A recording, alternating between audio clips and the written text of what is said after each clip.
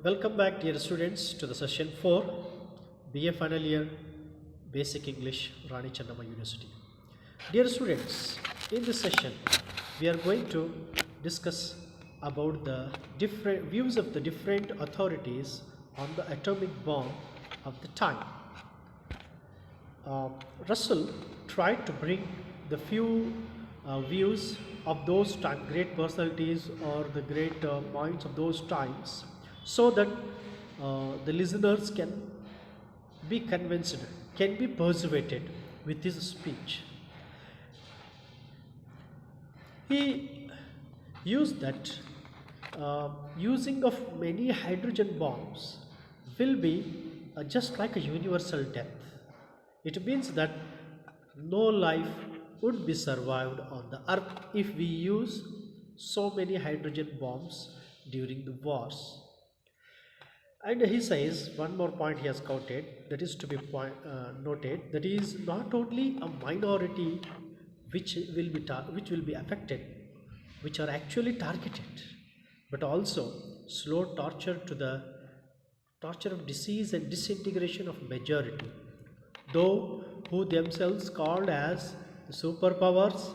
They use the hydrogen bombs over others to suppress them, to control them. But here he says they will not destroy the minority, but also it will affect on themselves. It means entire human beings, entire mankind on the earth, whoever may be, though they may be a superpower or other. First, he used the Sir John Slasher's experiences, his views and his warfare experiences, his griefs from the warfare experiences. He used his quotation that a world war is in this day and age would be the general suicide. Okay, and the same person, Slessors, continued that there is no sense of abolishing the weapons without abolishing war. It means that if we abolish or if we stop the production of hydrogen bomb is not the solution of disintegration. Rather than we should stop the wars, because all the solutions cannot be solved with the war only. There we must find some other way to come out for solutions for our mutual disintegrations. Then one more great person, that is physiologist and a doctor of those time, Lord Advian, who was awarded with the Nobel Prize for his study in the medicine. Here he says, we must face the possibility that repeated atomic explosions will lead to a degree of general radioactivity which no one can tolerate or escape. It means that if we use frequent hydrogen bombs in our wars, it is sure that the radioactivity which evaporates, which emits from those explosions, will not leave, will not spare any life on this earth. And he continued, we must ready to give up ancestral conflicts, otherwise we might end the human race. We have only two choices.